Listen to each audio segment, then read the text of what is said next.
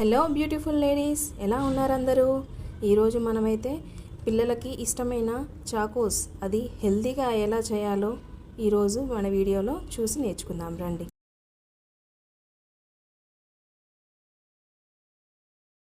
తమ్నెల్లో చూసే ఉంటారు కదా, రాగిపిండితో. రాగిపిండి 1 కప్పు, బెల్లం 1/2 cup, cocoa powder 1 spoon, vanilla essence ఇది కొంచెం తీసుకుంటే సరిపోతుంది, 1/2 స్పూన్, ఘీ 1/2 స్పూన్ తీసుకోవాలి. ముందుగా ఒక బౌల్లో మనం తీసుకున్న రాగి పిండిని వేసుకొని కొంచెం ఉండలు లేకుండా స్ప్రెడ్ చేసుకోవాలి. తర్వాత బెల్లంని ఒక గిన్నెలో 1 teaspoon of water add చేసి, మరీ పాకం వచ్చేలా కాకుండా కొంచెం కరిగితే చాలన్నమాట. కన్సిస్టెన్సీ వచ్చే వరకు ఉంచుకొని తర్వాత తీసి, ఏమైనా నలకలు అవి ఉంటాయి కాబట్టి ఆ బెల్లం సిరప్ని మనం వడకట్టేసుకోవాలి.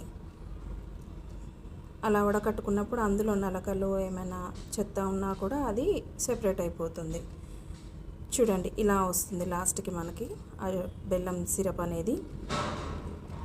దీన్ని ఒక బౌల్లోకి తీసుకొని దాన్ని మనం తీసుకున్న రాగి పిండిలోకి యాడ్ చేసుకొని వెనీలా ఎసెన్స్, కోకోవా పౌడర్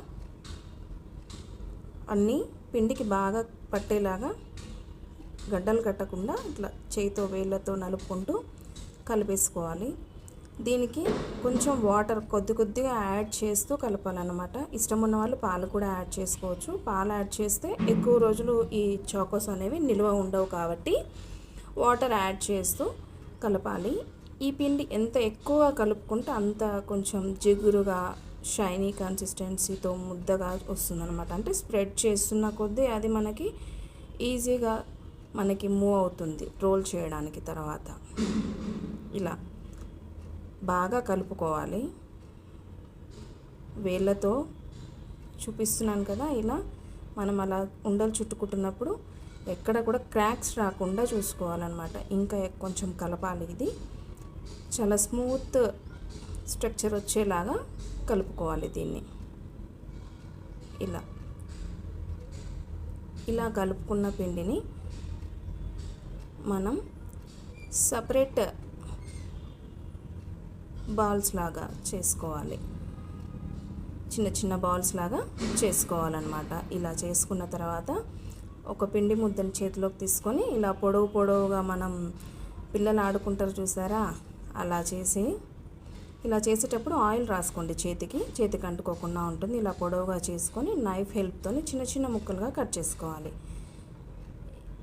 ఇలా కట్ చేసుకున్న దాన్ని మనం చాకోస్ ఏ షేప్లో కావాలంటే ఆ షేప్లో, పిల్లలు బయట తినే చాకోస్ కొన్ని రౌండ్గా ఉంటాయి, కొన్ని మూన్ షేప్లో, కొన్ని హార్ట్ షేప్లో, అలా పిల్లలకి ఏ విధంగా నచ్చితే అలా. ఇలా డిఫరెంట్ షేప్స్లో నేను కొన్ని చేశాను చూడండి. ఇక్కడ ఇలా డిఫరెంట్ షేప్స్లో చేసుకొని పక్కన పెట్టుకోవాలి. ప్లేట్కి కూడా మనం ఘీ అప్లై చేయాలండి ఇక్కడ. ఎందుకంటే అది బేక్ చేసేటప్పుడు చాకోస్ మనకి ఆ ప్లేట్కి అంటుకుపోకుండా లైట్గా ఘీ అప్లై చేసుకోవాలి. ప్యాన్ని ప్రీహీట్ చేస్తున్నాను ఇక్కడ. ఒక 5 to 10 minutes ప్రీహీట్ చేసుకొని అది లో టు మీడియం ఫ్లేమ్ సెట్ చేసుకోవాలి.